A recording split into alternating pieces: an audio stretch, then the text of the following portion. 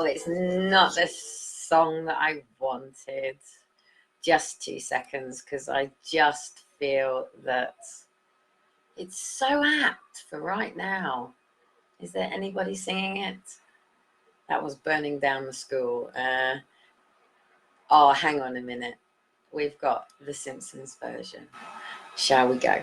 Let's go for it. We have the Simpsons version. I hope it is, because this is live, and with live comes hiccups, miss-ups. I dare you to brave it. Let's see what the Simpsons have got to say.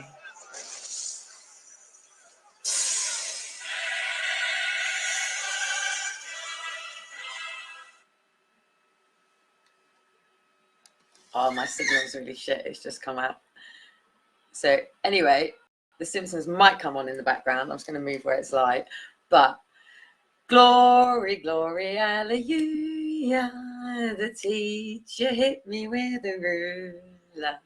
The ruler snapped and they all began to laugh. And she ain't gonna do it no more. So anyway, the school bullies are coming in from the teachers.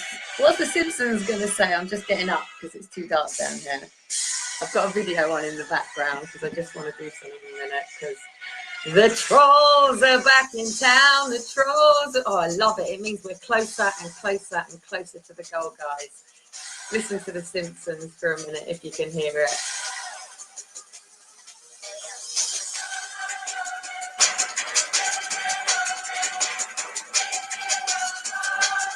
It's one of the Simpsons where they've built a castle and all the enemies are all around and they're rolling. In fact, I'll post it under my live. I was actually hoping it was going to be something else, but the Lord prevails in his mysterious and wonderful way. My light is on. My light is on. So I am in darkness. Unfortunately, I'm in a track flat and it's quite rainy outside. So anyway, this will post because I haven't posted while live before, so that's what I've got on in the background. It's not actually what I was looking for, but it's pretty apt. So I'm just going to switch that out in a minute. So anyway, I'm back with you guys. So anyway, glory, glory, hallelujah is back in the house. So anyway, glory, whoever this person shall be, I have asked to come on live with me right now and reveal him or herself, is the same person who goaded Amber into having to go live, basically trying to portray, and I do believe has been messaging people individually as well, to basically say that I have multiple personalities and I have other accounts that are my alter egos, and that Amber is my alter ego, and I am Amber, aka what was Kellie, Kylie Ann Jones. So they basically, we put it up on the post. So they basically went over on my YouTube and said that to get Amber to go live. So unfortunately, Amber bottled it initially because Amber's not here to be on the front line. She's not here to be on lives. She's not here to be your, you know, your puppet on a fucking string. She works for me. She is my employee. She works for my company. It is my company. Unity in the Community was registered in 2010. Kellie Cotton was registered in 2010. Challenge Britain was registered in 2010. Step Up Britain was registered in 2012. Startup Britain was registered in 2010. House for a Home was registered in 2010. All of the corporate was registered in 2010. So within Unity in the Community, that was all of the corporate companies. So I had community in, community this, community that, community this. My friend Sue keeps a lot of them on her hosting and domain. Forced Adoption Exposed, as you know, was created in 2013. Now, Forced Adoption Exposed was created after they have got my kids, social services have got my kids, and that was my beg to ask for help. Apparently, I am portraying to be something that I am not. So here we go. Again, do I have to keep proving myself to these fucking numpties that come in, ankle bite, nick pick. Do you know what? One of the things that really, really annoys me with social services and all of this shit that goes on with all of, I've got to crack my shoulders, guys, that do my nutting, that do, oh yeah, basically this is in my head. Are you ready? Oh, so in my fucking head. Try living it with it every day, you fucking muppets. I keep myself out of a wheelchair every day. You don't know my journey. You don't know what I've been through. You don't know what freaking milestones I've overcome. You don't know what things I've had to challenge myself to. You don't know what I push myself past. You don't know what goes on in my internal body. You don't know what I go through on a daily basis. And here we're talking about glory, glory, hallelujah. The teacher hit me with the ruler. The ruler snapped and they all began to laugh, and she fucking won't do it no more. So to all you teachers out there who are bullying people with hidden conditions, people with dyslexia, people who are Asperger's, people who have lost and lost syndrome like myself, fibromyalgia, all of these labels that you want to give a physical body problem that you can't physically fucking see, empathize, understand, yet you believe that you have the right to bully and troll people with disabilities. Now, if I was sitting in a wheelchair with 2 of my legs missing and I decided to put a pair of fucking roller boots on the bottom of my fucking stumps of my legs, as my friend does, or claps himself to a skateboard, or straps himself, he has no arms as well. Have a Google, Nick. Chicken fillet, no, chicken fillet for a foot. No legs, stump. He surfs. He windsurfs, he parachutes, he glides, he climbs mountains, and yes, sometimes he needs help, even to get on stage to speak, and that's all I used to help him do. Make sure that when he was walking around, he didn't fall off the stage. So the Guildhall in Portsmouth, I had many, sorry, not in Portsmouth, in Preston, I had many opportunities through Rock FM, through Cash for Kids. Oh, it's not called Cash for Kids. It's the other one, the correct one that's called Cash for Kids. I work for Unity in the Community, my own company. I was very well known in Leyland. I'd lived in Leyland for 13 years before my life flipped over. Never, ever would have what happened to me in Flintshire ever have happened in Leyland. I have had social services in and out of my life, signing pieces of paper and having meetings that just gives me my rights to my SEN in education. And because I've come through education, let me grab something. Let's do this live, shall we? Let me just grab something.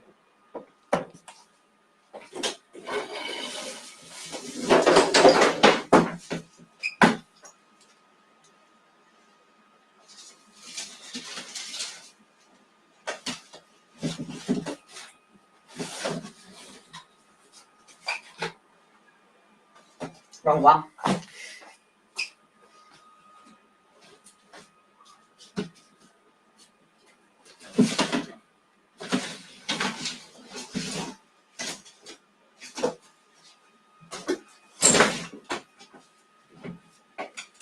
The right one. This one is my foster care file and education file. This one is the one that the bastards used to kidnap my kids. This was the information that they used to take my children. I am 41. When my children were taken, I was 34. This bundle is from 1994, written in a genealogy and psychology paperwork as if it was written in the fucking present tense, as if it was now. I was fucking 15, you pillocks, and you called me a liar and attention seeker for constantly telling you I was being raped, and you ignored me. In fact, let's see what you wrote.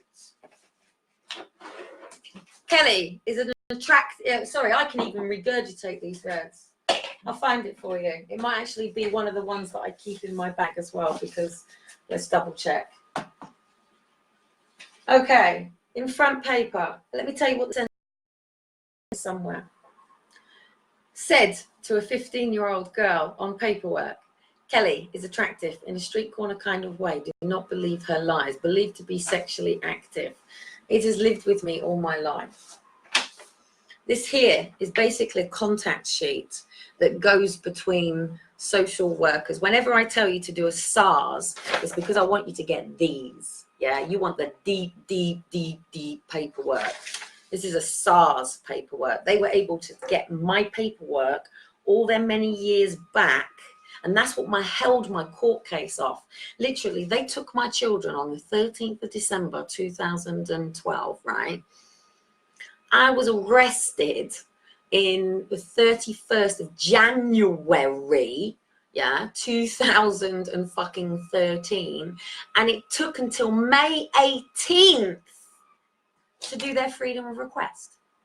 And in that time, they abused my family over paperwork. The 6th of the 4th, 94. TC from Michael Vale. Who the fuck Michael Vale is? Just some person who just has right and access to my personal information. Kelly has been disclosing sexual abuse to Sue Ward, her foster mother. Kelly alleged sexual abuse from her stepbrother. It's not my stepbrother, it was my step uncle. And he was 5 years older than me. People get this wrong.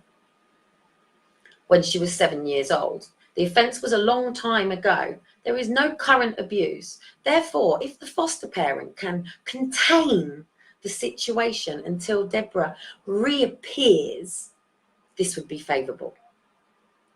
On the 6th of the 4th, 94, TC to Sue Ward, not home. 7th of the 4th, 94, TC to Sue Ward.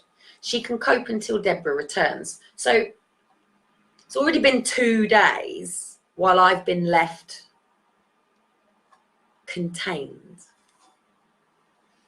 The 11th of the 4th, so it was the 6th. So I've been contained since the 6th. It's now the 11th.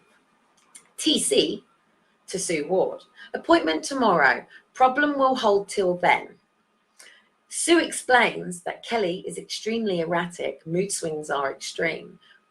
Could not predict how tomorrow night might go. Okay, so you have a 15-year-old girl, 6th, 7th, 8th, 9th, 10th, 11th. 6 days later, they are now communicating with everybody about this erratic 15-year-old 6 days later. Point 2, contact with natural family. Miss Forrester is still refusing to speak directly with Sue and Roger, and this naturally causes numerous problems. 3, long-term plans for Kelly, replacement.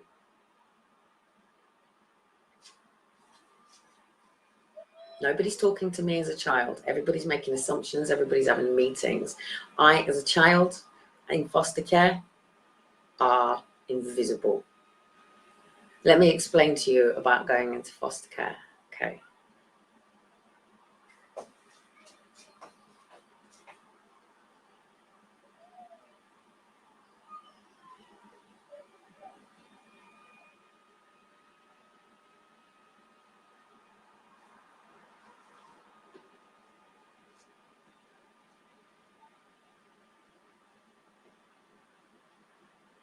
Yeah, it's fine.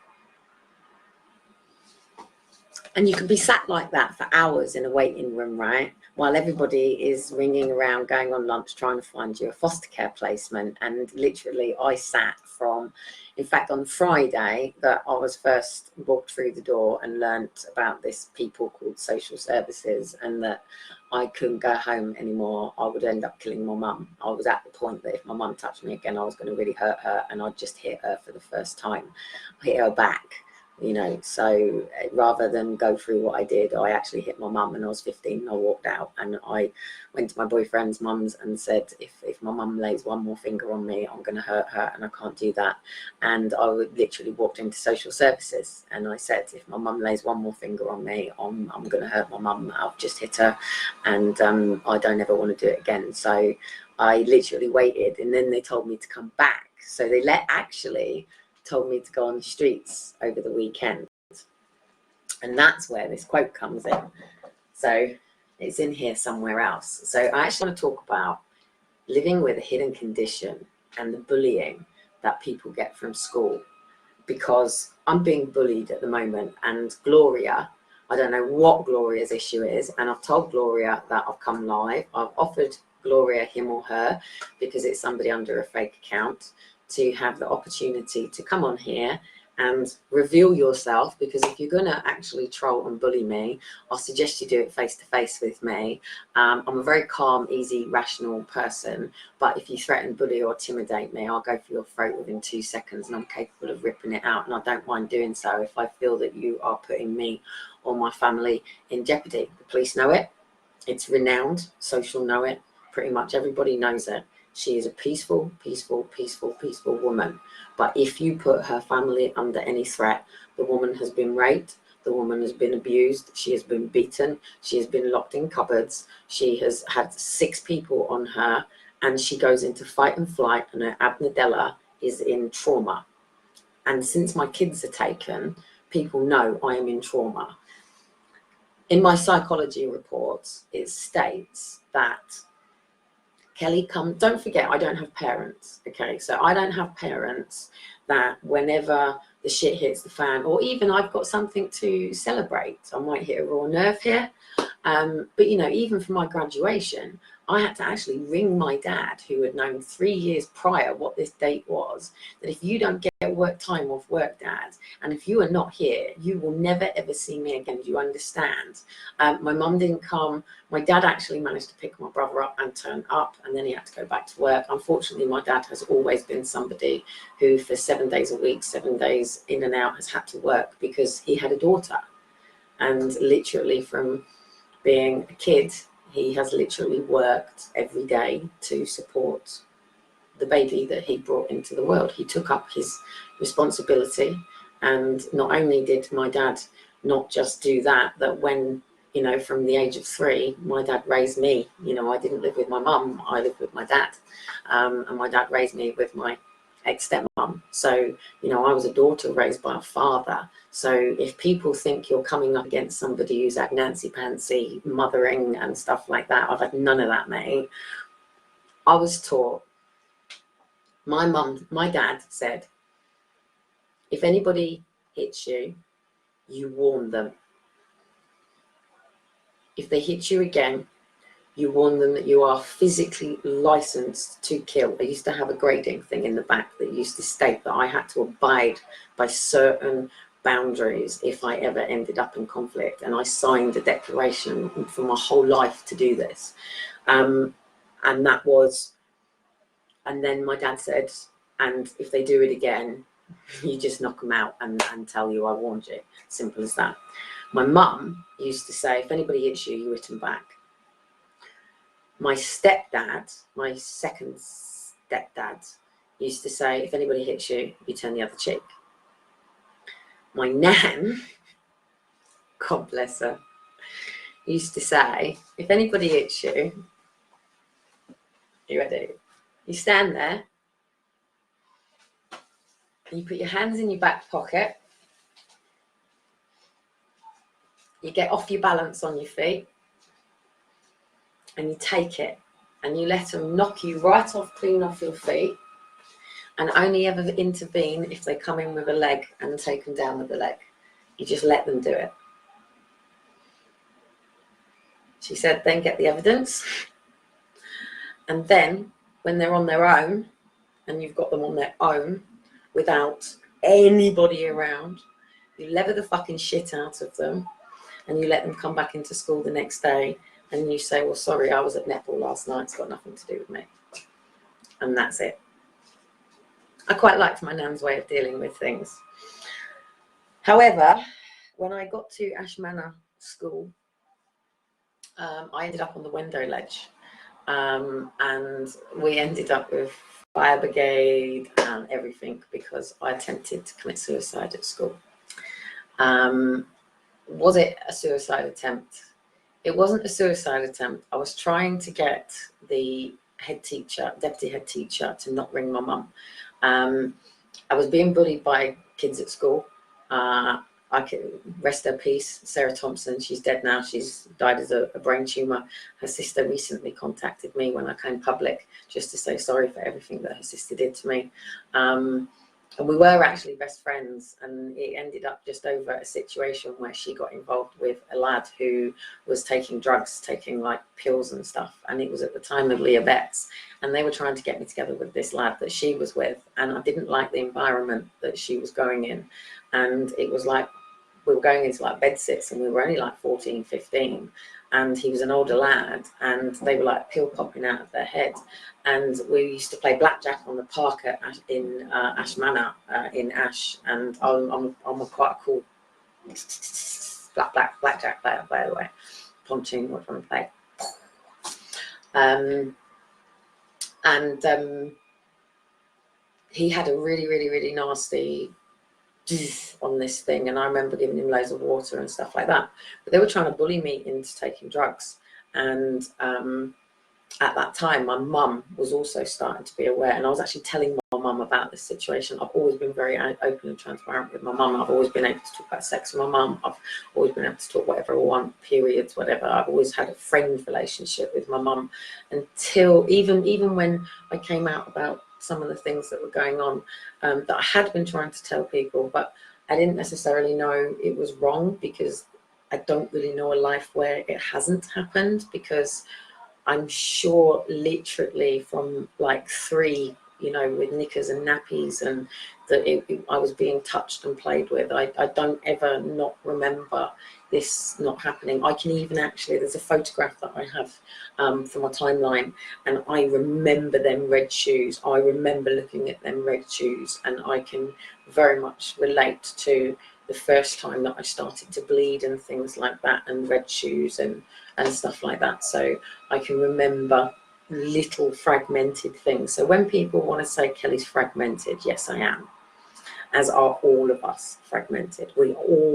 None of us are living 100% true holistically and whole and balanced and grounded. Not 1% of us is living that way, because society doesn't let us live that way. The controls of the universe don't let us live that way. The governance doesn't let us live that way. Our GPs don't let us live that way. Psychiatry doesn't let us live that way. Social care doesn't let us live that way, because they're all modeling off to called self-actualization. So they're all going off of psychology, of Maslow's theory of hierarchy needs. So it's basically going from your fundamental needs all the way through to, you know, basic love and achieving what they call self-actualization. Well, I'm not interested in the self.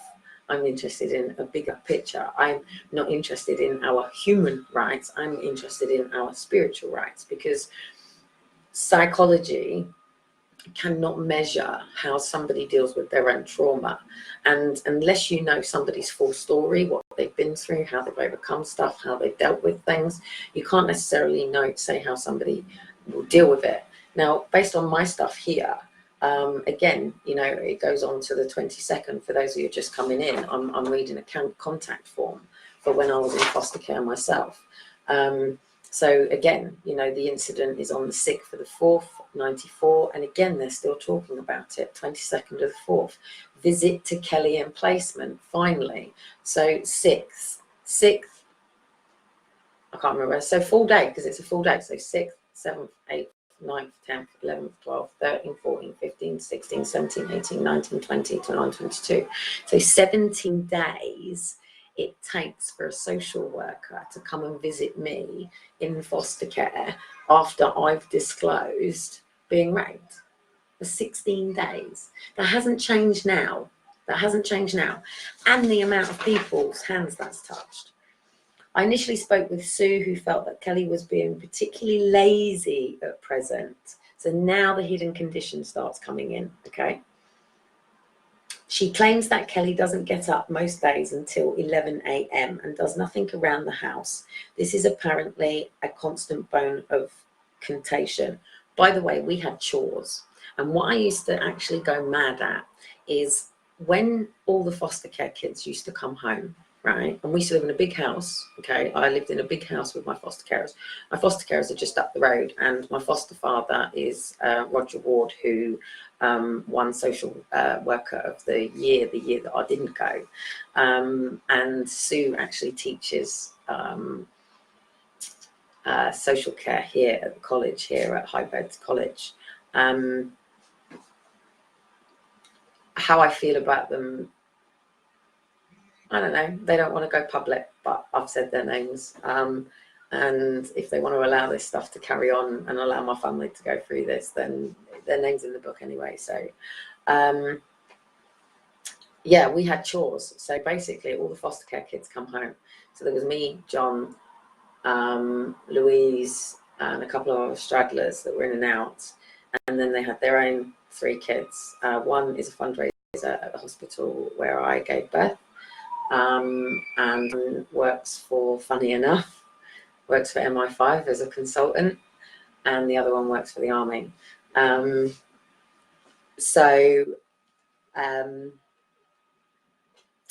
Yeah, we had chores. So basically, if we had school dinners, full hot school dinners, then we had sandwiches at tea time. And if we had sandwiches at school dinners, then we had hot dinner tea at tea time. So the responsibility of cooking was the foster care kids and their kids. So they didn't actually alienate between their kids and our kids. We all had to do the chores. So it was either your chore was to do the dog bowls and cats bowls, or the washing up, or the cooking, blah, blah, blah, blah, blah. So we used to take turns, and we used to learn to cook as well, run recipes, things like that. And then it was our jobs to either lay the table or clear the table. So we all had chores. And then it was obviously clearing out the lizards and all that sort of stuff, and the animals and things. And then in the morning we had chore shouts. But they had a problem with me because of the amount of toilet roll I used to use. That's a secret on why I use so much toilet roll. But it's called manual of action for people with EDS, if you wanted to Google it. So, but anyway, so basically, I've just, on the 6th, so basically I probably just stayed in bed from the 6th because everyone's ignored me and I've been contained. So basically they had to contain the situation on the 6th, and then it's taken until the 22nd to come out and speak to me. Kellie, however, felt that she was not lazy and commented that she was up before Sue most mornings. Sue used to get up at 10 because she used to work as a pub, but she didn't used to tell the foster carers that she used to take us to the pub, which I used to really like because I used to like Ginny and Farnham, and she used to let me cook and made some money and stuff like that. So, and I was homeschooled, so I had a home tutor as well. She has agreed to do some cooking with Sue as part of her independent training, although there is, again, a dispute on what the two should cook. So at the end of the day, I want to be independent, but they want to tell me what I got to cook. Okay, well, I was quite into all my healthy stuff, and my mum was always into, yeah. So basically, my mum had higher standards than my foster carers, and they didn't like it. Filling form filling. Another area I have asked Sue to tackle with Kellie. Kellie feels that she is very capable of completing forms, but is lazy and often asks for help because of this. No, I fucking hate filling forms in. I told them I don't want to be a benefit dweller living in social housing. I actually want a career. I'm going to college, and I went and put myself in college when they told me that I couldn't do it, and they refused to give me the forms for college, and they actually gave me the forms for the job centre and a housing application. And I told them I didn't want the housing application and the benefit form. I wanted the application for college. They told me that because I was expelled from school and I didn't get any GCSEs, that there was no way that I would get into college, and I was just a foster care kid who would amount to nothing more than being a teenage mother. So I went down to the college and I told them that, and they gave me the forms and they helped me fill it out, and they helped me do an application for housing benefit and all of the supports that I got with it. And I went like that. But I did get pregnant with Liam. So, but I still then went on to then go on, because at college I did a GCSE law. I had to do my English and my maths again. I did business studies, business and finance, and I did IT. And then I went on to do child psychology, child development, all of the child sort of things. And that was then when I had Liam. So Liam went to the creche, This was non-supported from social care. They didn't like it that I fucked them off at 16 in 1 week. Got pregnant, went to college, got my own home. In fact, I actually got my own home myself. I also worked. So I worked for Taylor Plan for the Ministry of Defence. I worked as a cleaner at the hospital. I worked doing teas, coffees, serving soldiers, serving the people who were in hospital at Cambridge Military Hospital. I looked after the admin in the main office, and I worked as well as going to college, and also married and pregnant at 17, and married to a soldier who was a chef, and he just got back from Afghanistan. I've got one of my Afghanistan friends here, by the way, who's got bullets going on and bombs going on around him, and he's a bit anxious at the moment, but he's still sitting here, bless his cotton socks. Yeah, so, and then budgeting. She feels that Kellie is good with money. My battery's gone low. Why has my battery gone low? It should be plugged. Oh, it's because it's full now. Kellie feels that Sue feels that Kellie is good with money and is able to balance her incomings and outgoings. I was always very good with money, and they didn't used to like it when my mum used to give me bits as well. So at no point have they actually talked about what went on. It was just completely just shot in the foot.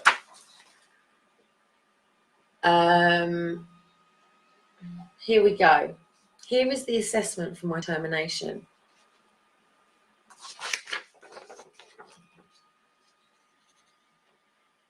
I don't know if you can see that.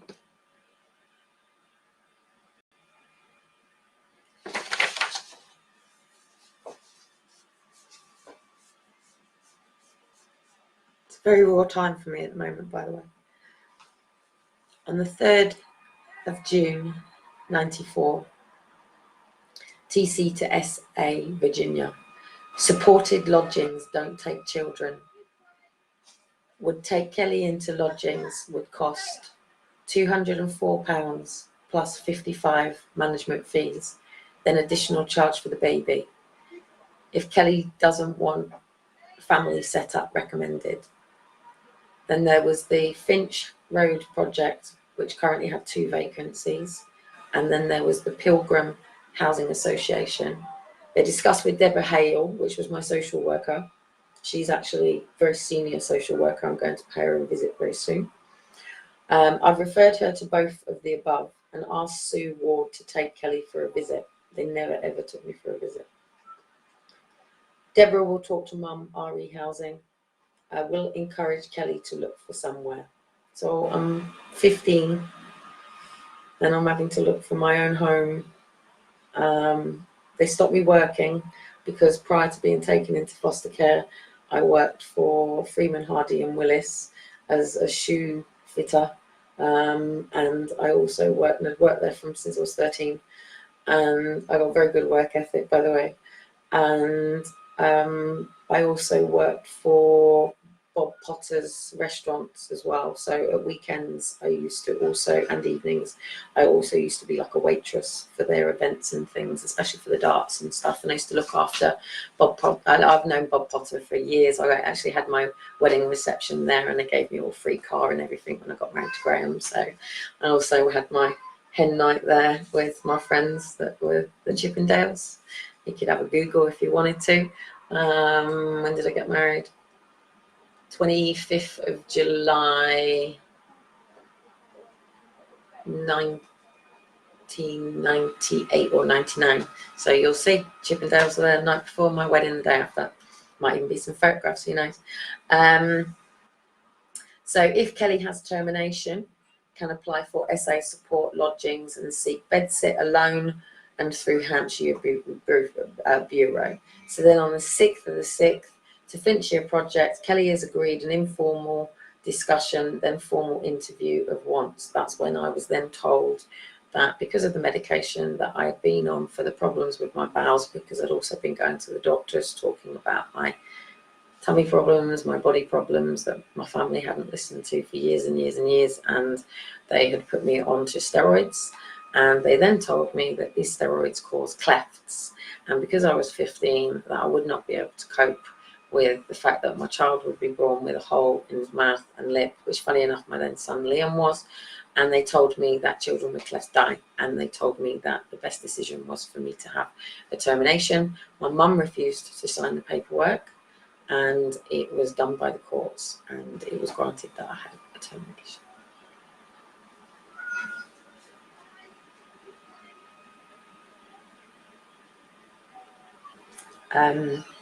TC to Kellie. Says she's now going to have a termination, therefore specialised housing is not necessary. She wants to move out, not to family or to somewhere not in Farnham, prefers Aldershot. Advised to look herself and discuss with Deborah. Farnham, TC to Farnham Family Clinic. Left message for Deborah Irie termination to discuss accommodation and possible referral to Hants Bureau. Do you know they even actually made the termination on the day of my final maths exam? And the school board, I even wrote to the school board myself. I begged the school board to allow me to sit my maths exam on a different day because I was having a forced termination. And you know what the cunts did? They put me down as a no-sit and failed me. I was working my ass off. I was 15 and I was living in Farnham with my foster carers. I was going to a home tutor. I was originally going to school. It's even decided that my mum was the person to take me to my exams, right? And she didn't turn up. And when they rang her, she was on holiday in Cyprus or something like that and didn't turn up. I fucking ran, train hopped, everything, and I got to my exams 2 minutes late, and they wouldn't let me sit in it. So yes, when I have people like Lisa Bartle pushing me about spelling, things like that, for somebody who's overcome dyslexia with no help, for somebody who's overcome Asperger's with no help, for somebody who's overcome sexual abuse with no help, for somebody who's overcome child abuse with no help, who's somebody who's overcome being abandoned as a baby with no help and taken and forced adopted and moved from pillar to post, all while nobody is aware of the emotional needs of the child. Social services members, I've done it all by myself. And the Lord above me strapped to my back and the universe out there.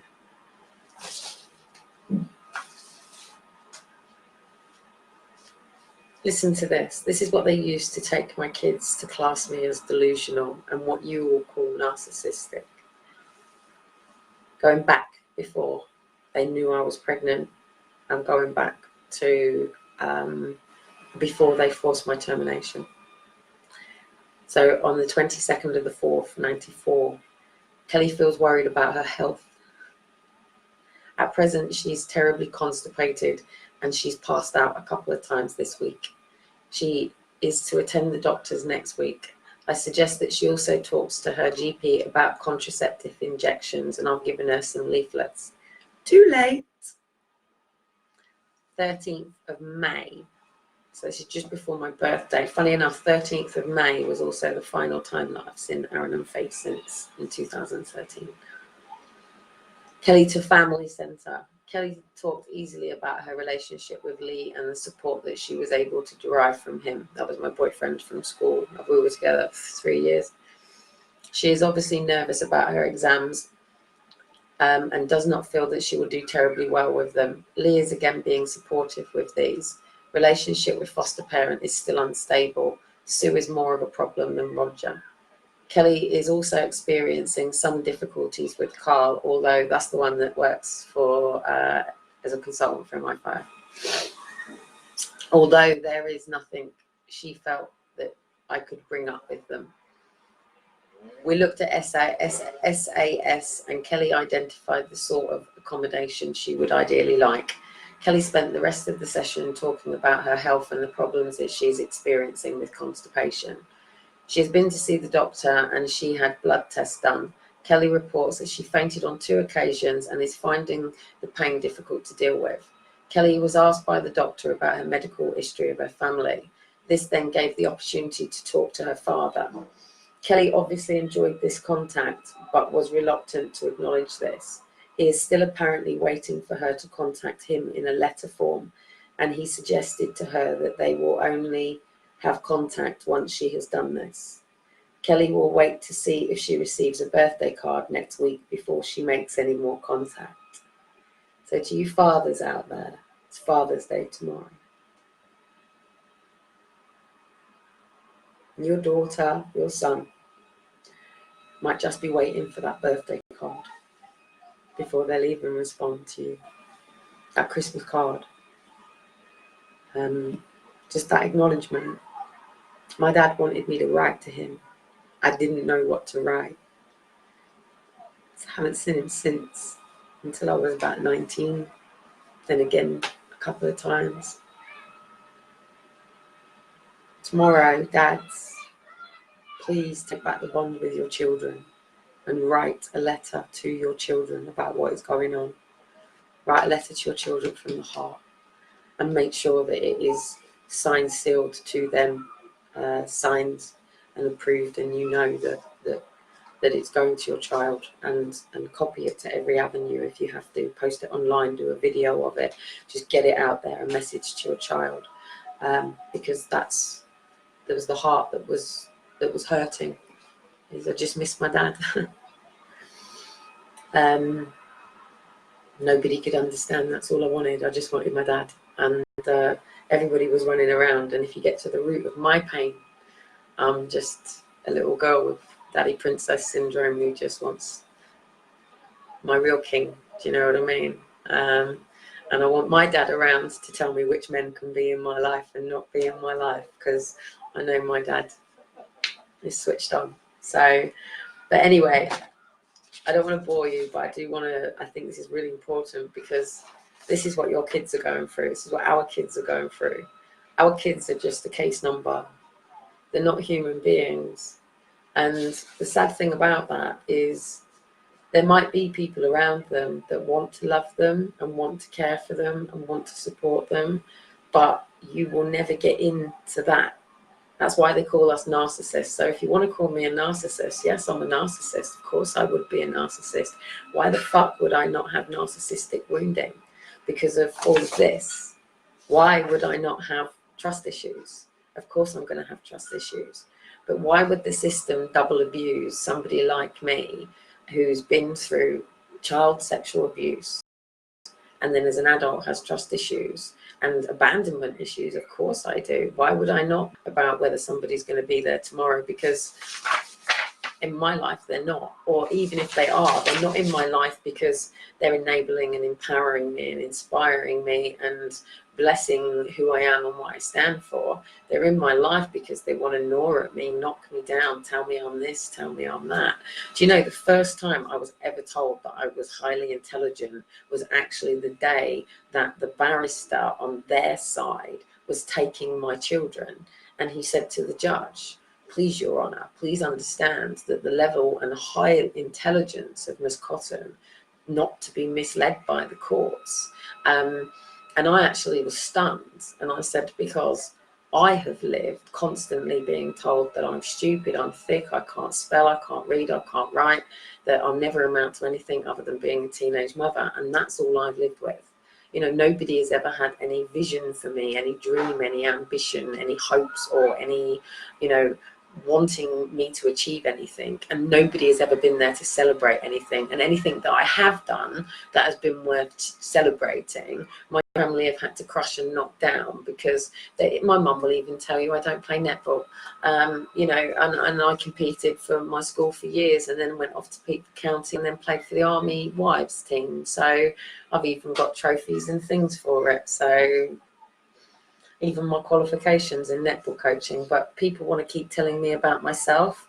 I think I know myself very well. I'm 41 years old. I have lived in this physical body for 41 years, plus the time of conception and growth. I have had the same hair, root colours, whatever, dyes. I know what I've done. I know what styles I've had. I know whether I've ever put contact lenses in my eyes or not. I know what clothes I like to wear, what clothes I don't like to wear. I like do you know what I fucking like? And I've loved these shoes for years. I used to get ridiculed, and these ones are knackered. But you know what? I love good old fucking Dunlop trainers. And I used to love Dunlop trainers when I was a kid. Now you cunts have got to pay 70 quid for them. And I've probably still got my green flash Dunlops from when my nan first ever gave me hers, and people ridiculed me going to school in a pair of green flash Dunlops when they were all wearing Nikes, and I loved them. And you know what? I didn't give a shit. And when I went to Weydon School and was living in Borden, so I was a chav going to £1 million school, all barristers, and I had a shell suit, and I went to the school disco, and they were all in their bloody dark Nemo stuff, and I walked in a blue and black shell suit, and they all wanted to rip the shit out of me, and I was able to drop it on the dance floor in ways they weren't out, and walk out and decide, nah. And then I go to another school where it's the opposite way round, and they're all the chavs, while I'm living in the £1 million houses with horses and being picked up in, I don't know, bloody Lamborghini on one point, BMW on another, Mercedes on another, whatever car, you know, Trevor was importing or exporting. I think in one consecutive week, I must have been picked up in every sports car that week. And of course, when you're picked up at a school, when everybody's chavs like that, you get a lot of stuff going on. You know, it was like when I turned up at Save the Family as well. I turned up at a homeless unit in an Audi, with black bin liners in the back of an Audi. I'd fucking hired it to be able to move, for God's sake, and I got a free upgrade. People judge people by silly things. I can walk into a food bank, but my son's got Timberland boots on, and I don't know, some jacket thing. My red jacket is probably £150 coat, and people can look at me and go, well, you know, it's not somebody, you know, she's very wealthy. Well, actually, the woman across there gave me her son's shoes, and when he outgrew them, bloody spanking new Timberlands, a blessing and a gift.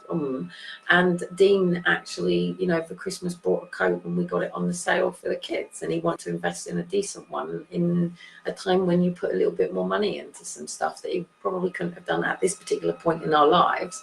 You know, when Dean comes back into his own true world, he's down at the moment. He's has enough of this. He's taken his YouTube down, he's taken his Twitter down, he's down because he's had enough. He's telling me to do the same. He's saying, Kelly, just take it down, just go off to Trinidad, enjoy your time, write your book, and let, you know, and do what everybody else does, and just don't let anybody near you, and just have gatekeepers like the rest of the people, like in his world does. And more so because Dean would be like the UK version of Eminem.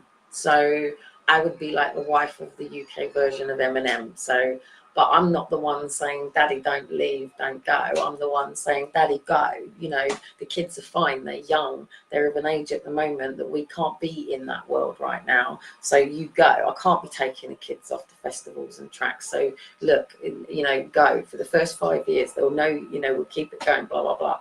You know, so I'm not Kim going, you know, don't go and make it. I'm the one saying, don't go and get a job right now and go and do this shit. I'm saying, you're 41, he's 42 next month, on the 7th of the 7th, 77 is his date of birth, you know, so, and, you know, and his album is Break the Chains. So,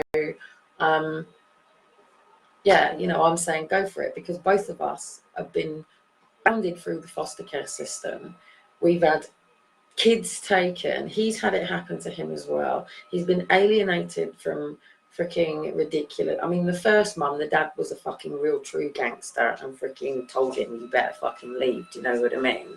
And he has tried and stuff like that. And he's recently been to see her, but I'm not here to talk about Dean's stuff. And obviously, as I have said, his daughter, who walks the red carpets, does all that stuff. You know, dad was brother of his ex, was, you know, head of the Queen's security. So, you know, we're not dealing with, you're dealing with all levels here. Do you know what I mean? You're dealing with all walks of life in my life. Do you know what I mean? If you've ever seen the film, there's a film where the Indian lad wins the national lottery, and nobody believes him because they can't understand how somebody like him can have that information and education. But when you go through his life and you see what he's done and where he's been, do you know, I learned more from a magistrate judge sucking his cock as an escort, laying on a bed with him telling me the ins and outs of everything, trying to keep the sick and vomit down from my stomach, you know, actually having to vomit at some point. But, you know, I learned more from that magistrate judge doing the two-up woman on him than I would learn in a court. So if you think I don't know myself, you should understand some of the circumstances and stories of my life that have taken me from being, so my mum's been around, it's just that my mum is not an enabler, she's not crackhead smackhead or anything like that. My mum is a very, very well-to-do, plays golf, was Sharon, now Sean, has earned her right. She studied with the house doctor as an interior designer. My sister lives in Singapore, working for one of the biggest companies. You know, my brother-in-law works for one of the most wealthiest 1% person as his financial accountant. You know, my sister on another side is a police officer. The other one is in politics. So I'm the black sheep, people. I'm the black sheep of my family. In fact, one of my cousins even tagged today how dearly they miss all the family, and oops, upside the head, Kelly got missed out for the first time ever.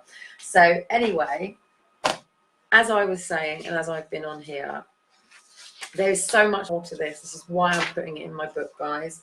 This is why I've been gagged, why I have 10 draconian gagging orders on me, why, look, Kelly's mother is apparently not happy about her not keeping the baby.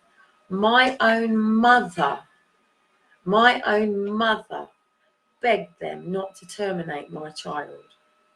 My own mother had no power to stop these people from terminating her daughter's baby.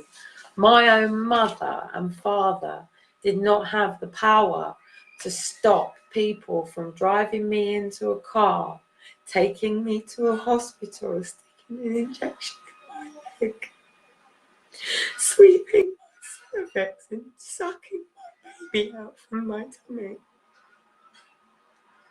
I even begged and cried Lee to stop them from doing this. And when I come out crying my eyes out, asking them, where's my baby? And then they gave me another injection. And then they were going to have me stop from having any kids because I was a foster care kid. It was likely that I would never be able to look after myself emotionally, let alone raise a child.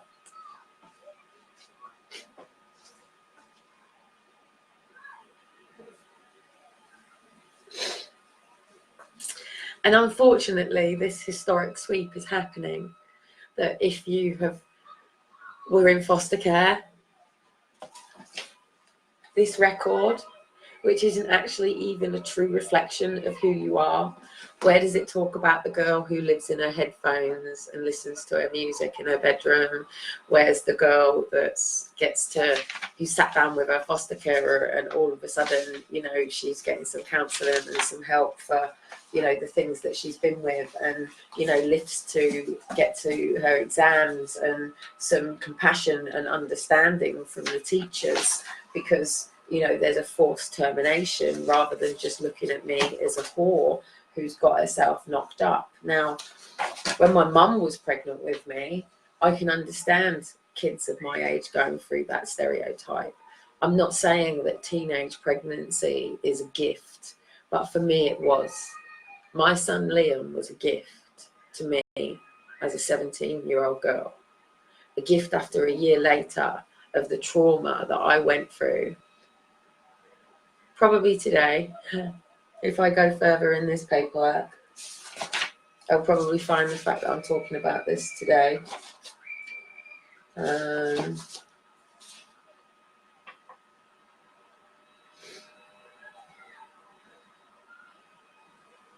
10th of June. That was my appointment though, so listen to this. This was on the 22nd of the 6th. So this was a visit to Kellie to Hampshire Account Bureau. Mark Harding talked about the Bureau and the facilities that it was able to offer. He took details from Kellie, who was clear and seemingly honest. Thank you. He agreed to look at the needs and welfare rights information in addition to finding suitable accommodation from Kellie. Kellie mentioned a new block of bedsits that a couple sleeping in the block at night to call upon if there was a problem, plus a daytime volunteer on the premises. This level of support cost a little extra, but was working well. Mark agreed to see what was available and make an appointment for Kellie to view. And then literally, so it must have all been done. So literally, they took me to a hospital on the 10th of June, and on the 22nd of June, don't forget I've disclosed everything that's gone on. So literally, I've been oops upside the head, and I literally walk into £90 a week housing benefit I got. And then the rest I've worked for, and pretty much for the rest of my life. Every time I've tried to come out of the system, I keep being pushed back in it, and I don't know why. Because, like, to take my kids, they said that I put my career before my children, and that I wasn't to work and I was to be a mum. But I've never had that mindset of being a mum, because my mum's always worked, and so is my stepmom, and so is my nan, and in fact all of the women have worked in my family. I don't actually think I have anybody in my family who's on benefits. All of my family work, they're all working class people, and yeah, have always been working class people. So, but we do come from the line of lords, because they are forced down. So they were lords that impregnated the maids. So we're mutts, I suppose.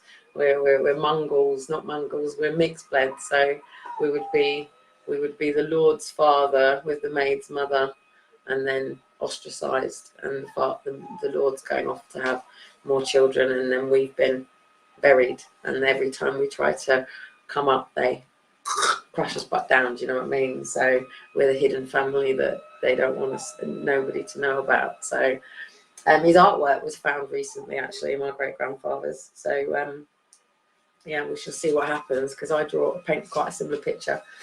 So anyway, the reason that I'll come on today was because the trolling is going on. I don't know who this Gloria Dudar is, but I don't mind being trolled.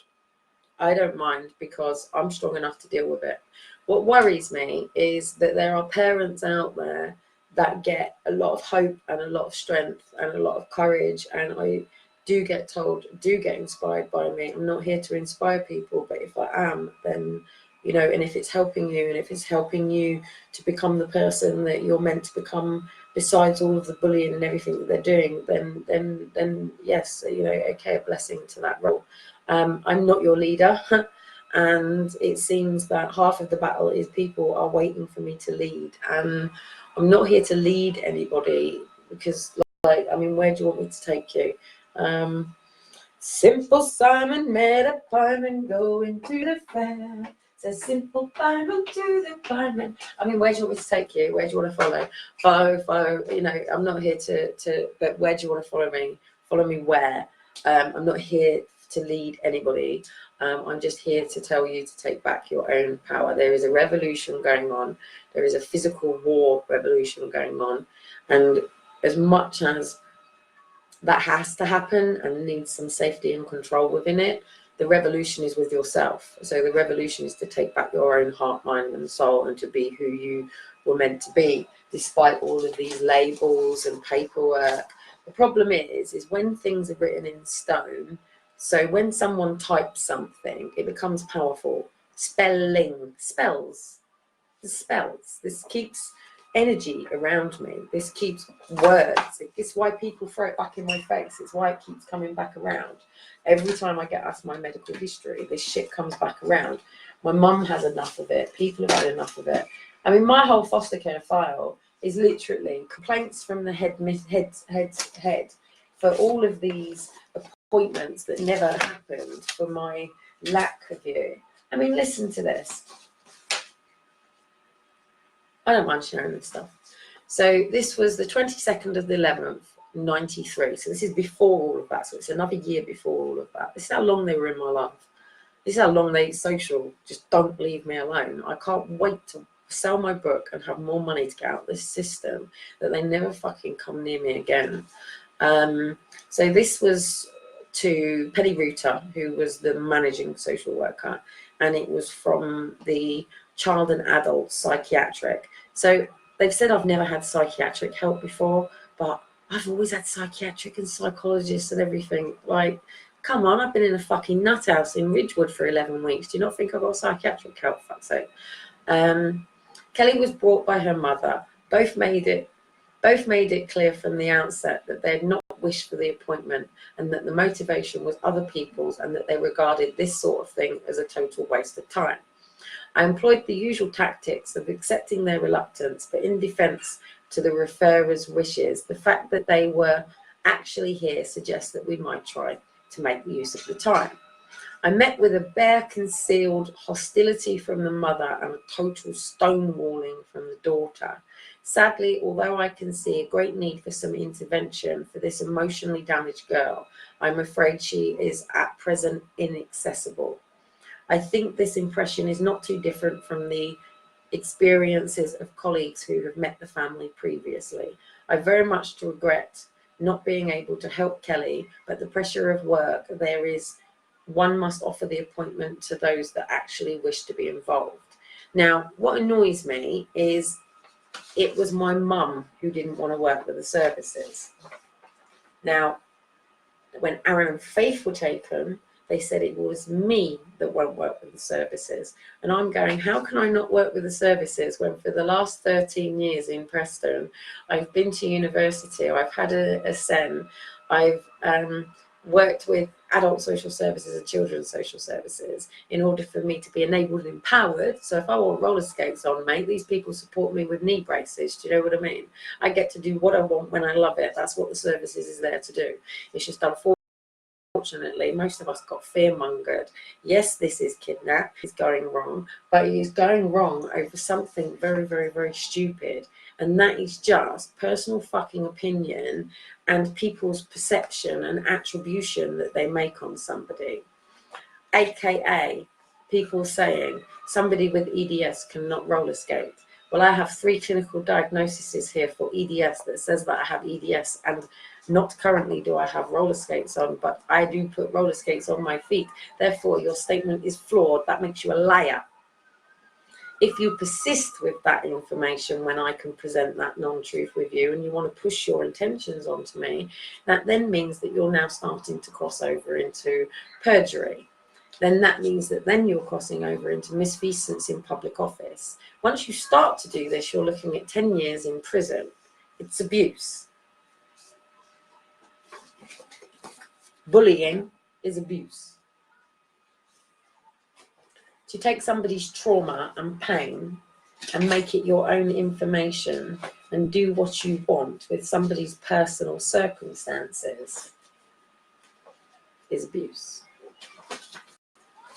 To take somebody's child and play with them so you can claim their child benefit is fraud. I'm asking every single parent to please tell me at what date and how quickly they took your child benefit from you. It's really important. I've done this right in the middle of a video for a reason. And it's because I know there's a few people here that will get this information out. But once I've now released this, this is my child benefit form.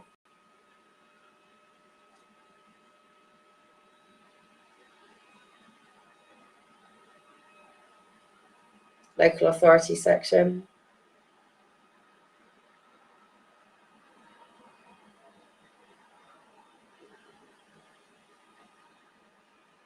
Changing dates.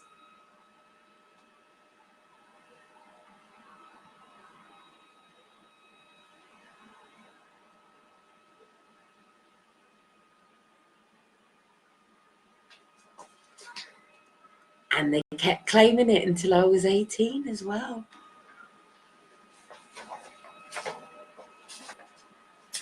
So I need to know. I don't know how I'm going to gather. In fact, actually, can you tell David? I'm going to get David to gather this in. Find out from when your children were removed, how quickly they got your child benefit off of you, because they have to have this. This is all they need. They're not interested in the child, they're interested in this. In fact, the child's needs, they're not interested. Basically, the foster carer can't claim their money without this, and they also get this on top of the money that they also get as well. So, and then also once this is taken from you, and this is where I'm going for the courts, so if anyone can help, this is fine, is what's happening is the moment the child is taken and this is then taken off of parents, is parents are then falling into an absolute massive pit, because one, they still actually have the costs of their children's living costs, but everybody in the world, whether you're a lord, lady or whatever, has child benefit. There's a lot of other stuff going on that people don't realise, and it does belong to bloodlines. It is an issue with bloodlines. There is a bunch of people who control this world that don't want the apple cart to fall far from the tree, and don't want the house of the cards to come down. It is coming down. It is done. It's been prophesied that it was going to happen. We are in times of prophecy. And whether people like it or not, you do need to get down on your knees and repent all of your sins.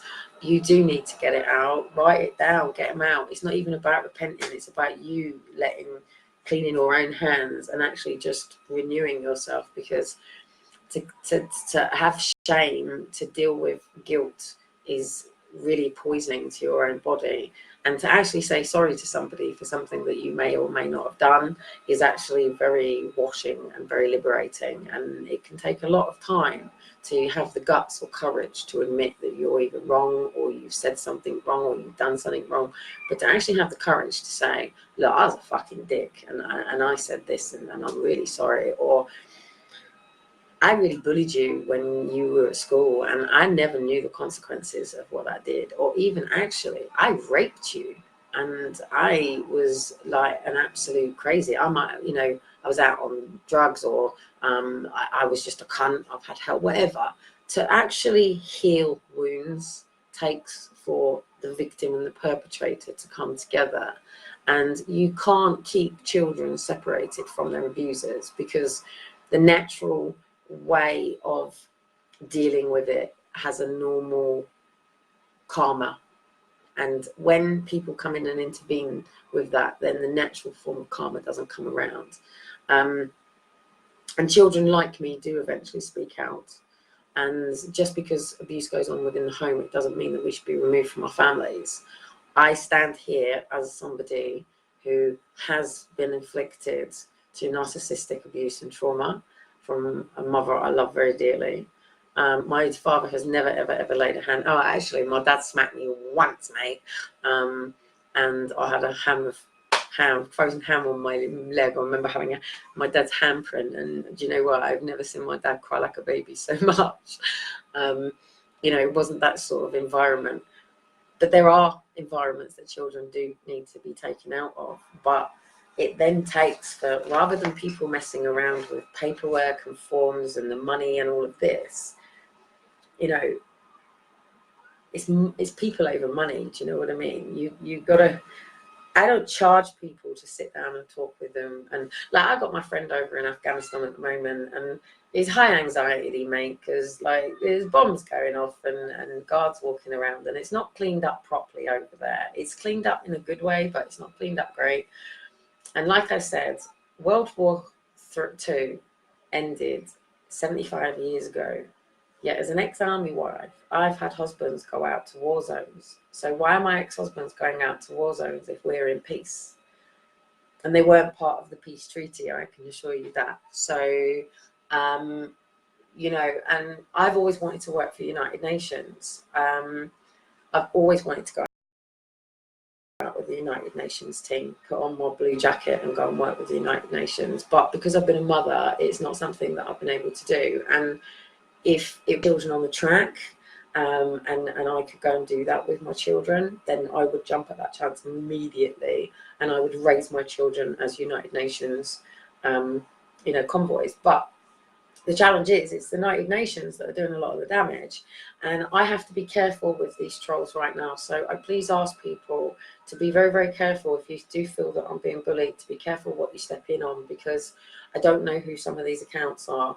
And 2 days ago, my video went national in United Nations with Autism Women Matter on the video that was taken of me when I read back my care and placement order and didn't understand a fucking word it meant, and didn't understand what was going on, why my children had been taken, and this 26-week ramrod that I'd just been through.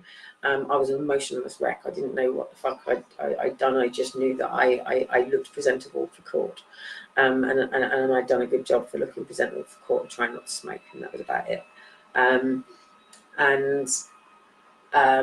Yeah, so that went, it's done it twice now. So she's presented this video in United Nations in Australia on 3 consecutive things, but now it's actually gone up on their website. So now my face is known to, and my name is known to United Nations down, and that puts me and my family with my head above the parapet.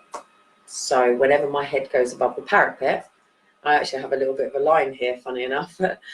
So when my head goes above the parapet, then, you know, she's dodging bullets time in it. So I am hoping that I go over to Trinidad.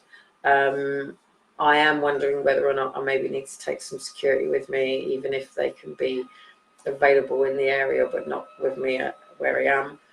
I am getting to a point where it's not paranoia, it's just being aware that at the end of the day, this person has tried to convince everybody that I'm completely and utterly delusional, that Amber is me.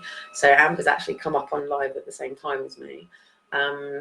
And I couldn't do the amount of work that Amber does and look after my kids. So when my timelines change, it's Amber. Tomorrow, when it all goes Father's Day, it will all be Amber sitting there now, literally creating all the Father's Day branding and everything ready to go up on all the timelines. I've got a web designer coming in to take over, and we've got to move bigger, faster, harder, and faster than ever. And so as I go, I am asking all of the fathers to please, please, please, please, please, please, please join us with Step Up Britain, all the forced adoption, the adoption drive, long-term foster care. David's going to be pushing you all tomorrow, hopefully, to start writing your stories. So David's going to lead the dads. And if you're part of us for any other reason and you're a father, then please give your kids a big hug and a kiss tomorrow and spend as much time with them. Not just because it's Father's Day, because these are just commercial days that exist, but they are a day of emotional trauma because there is expectations, and everybody wants to feel loved, everybody wants to feel cared for, everybody wants somebody to do something for them in an amazing, beautiful, significant way.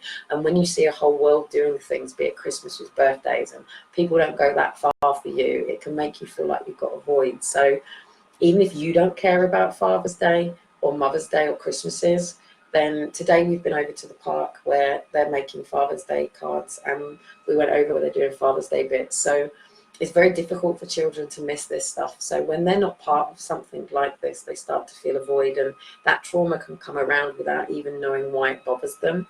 It's just that it's the same as being on Crackbook and seeing your friends on holiday all the time and you can't go, and it creates emotions that you don't necessarily know how to cope with. So if it is Father's Day and you are a father, then please, please, please, we're going to be doing a letter from the heart, and we're just going to be asking fathers. And if you are dyslexic, you have got issues, don't worry about it. If you want us to have a proofread of anything, that's completely fine. We're dyslexic too. The blind leading the blind, guys.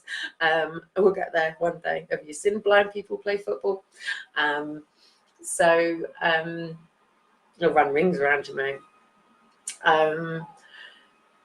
Yeah, so it's going to be either a letter or a message, or to do a video for your children.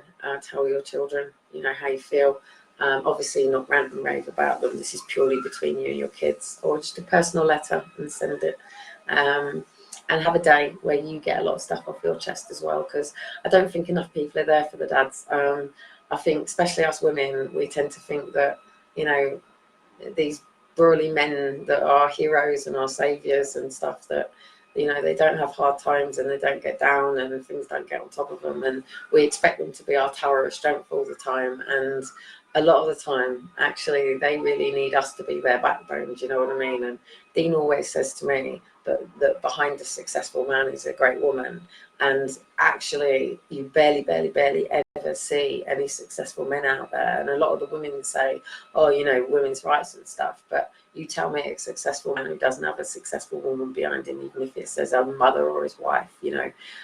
It takes a team to put it all together. Do you know what I mean? It takes a village to raise a child. I can't raise my two boys purely by myself with my own knowledge and education. My boys are raised by the community and environment that they're around, and it influences them. So, and they influence the environment that they're around as well. So, yeah.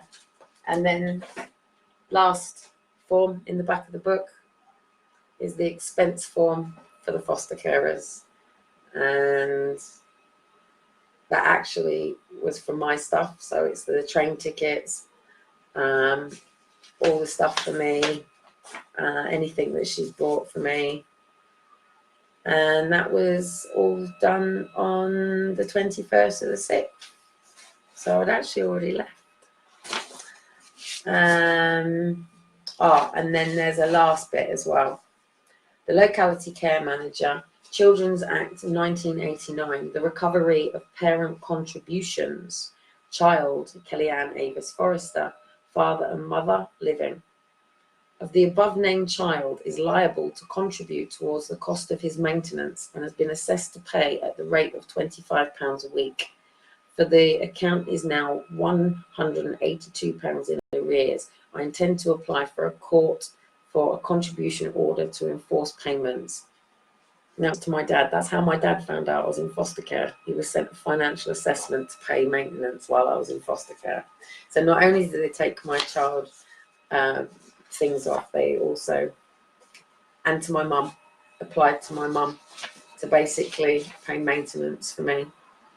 And another one trying to force maintenance. Another one trying to force maintenance. And that's all in the back of the book. And if you actually look in the back of the book as well, I have to be careful because I've broken the thing. There is what is called a, like when you leave care. Let me show you this before I go.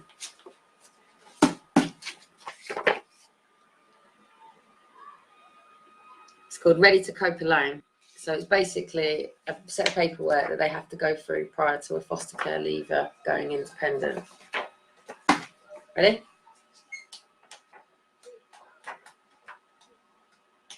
Empty. Empty. Empty.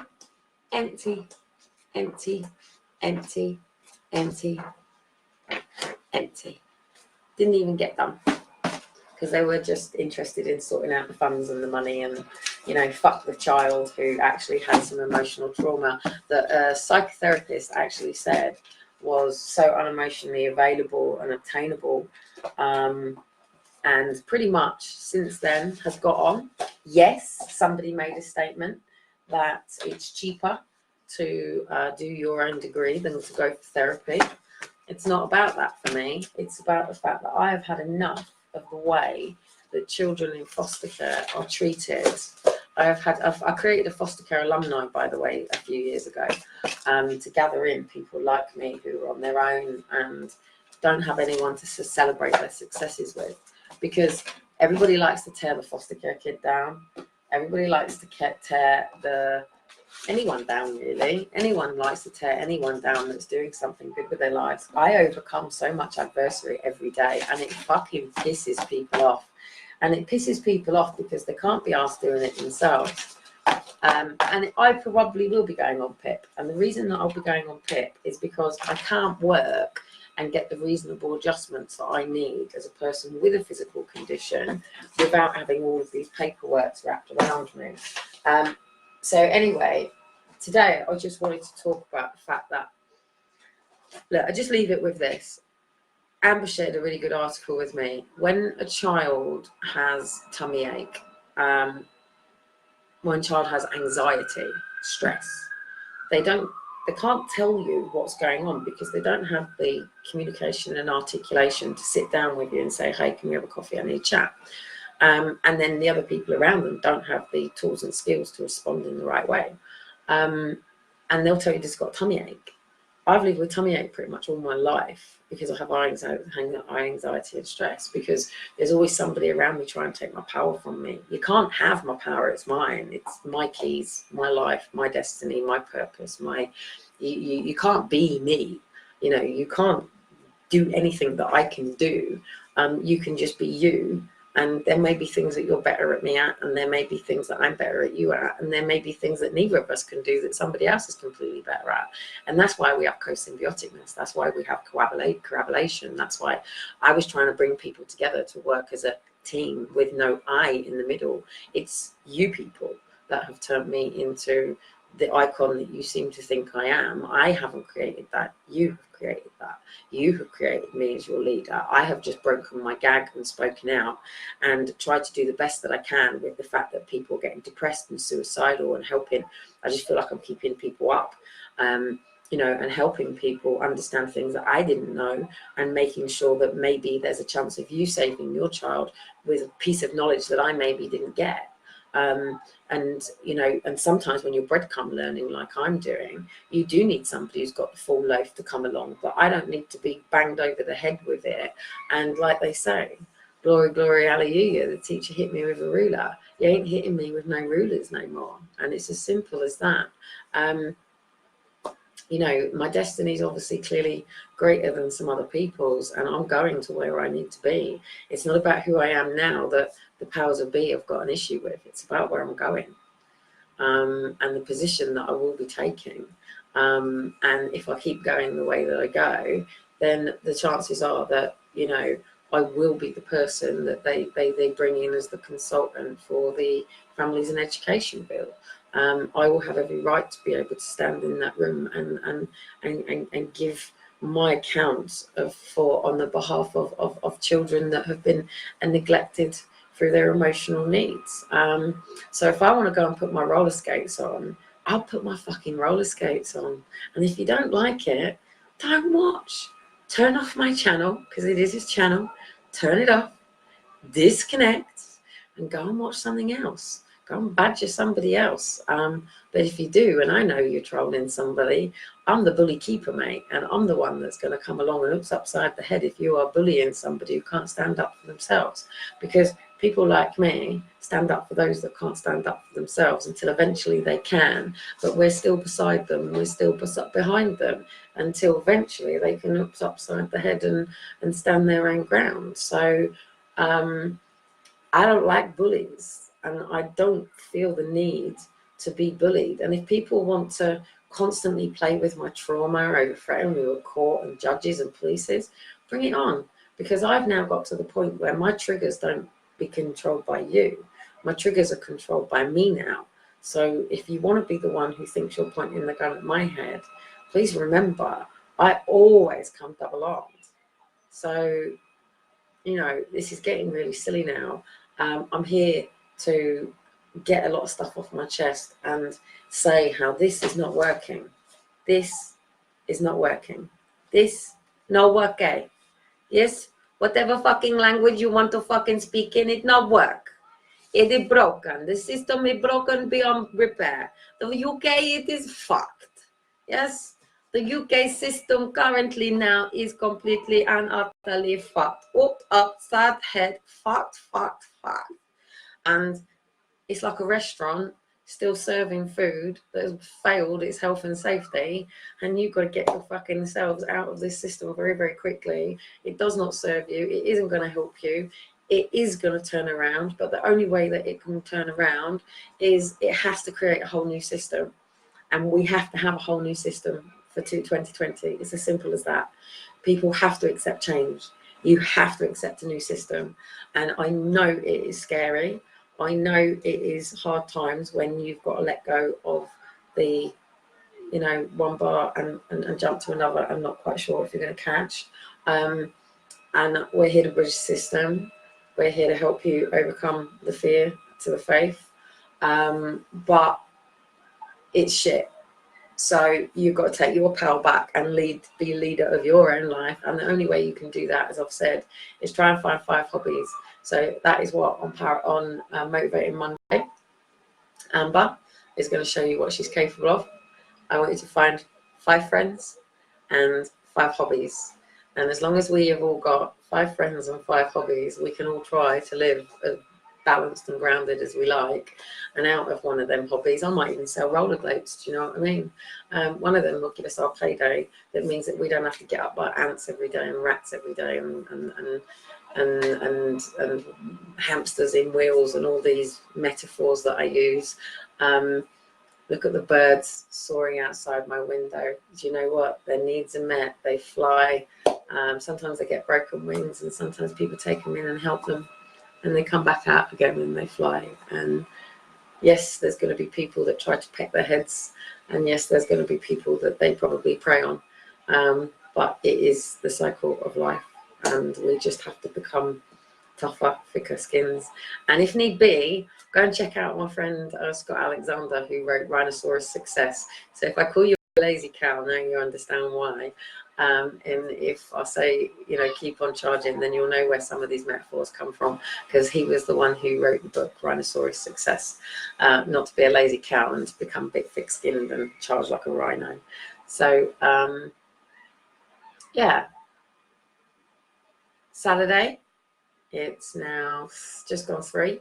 I've probably got time for a coffee and a quick fag before my boys wake up. They'll be up in a minute. It's been an absolute pleasure to be here. I will get around to not offloading and actually receiving and answering questions and getting into a bit of a log, but I use this when I get overwhelmed. So when everything's coming at me. And like I said, glory, you had an absolute chance to come online with me here. You know, be open. You've even had a chance to write any comments. I've just seen that there are comments, so my deepest apologies. I don't get to scroll and check, so I will get used to all this stuff one day. She's failed to do so, so if she wants to continue controlling and stuff, whatever. And if people do get messages about me to other people, please send them to me. It's not me that it bothers. It just bothers me that there's vulnerable people out there that would like to approach me and don't approach me for the help because somebody said, oh, she's this, she's that. So you could potentially be stopping someone getting their kids back. You know, like I've said, there's a lot of parents that can't tell you about their contact that they're having right now, but I'll get lots of beautiful pictures of their contacts, and they do share them with me, but they just can't share them online. And it keeps me going every day. Keeps me going every day. So, you know, not everything's a crack book. So anyway, Little Miss Sunshine is going to go off and have a barley cup right now. I was on my body with a fag, and I'll be out on my roller skates later. Hopefully it's Saturday night. I really want a babysitter because I want to go to a roller disco. So if anybody wants to be my full-time babysitter so I can go out, I'm going to be taking sort of like things, but hopefully I'm going to be off soon. So and I don't need childcare then, because then I've got my au pair back, and Amber will be back on childcare, so I can be back online, because Amber's doing her best to be me while I can't be online. So please bear with us while we shift back. So when we get over to Trinidad, Amber will take over the childcare, so I can get back up to being online, because it's actually Amber who's pretty much keeping things going for me at the moment. So please do like, share, post things out if you do support us.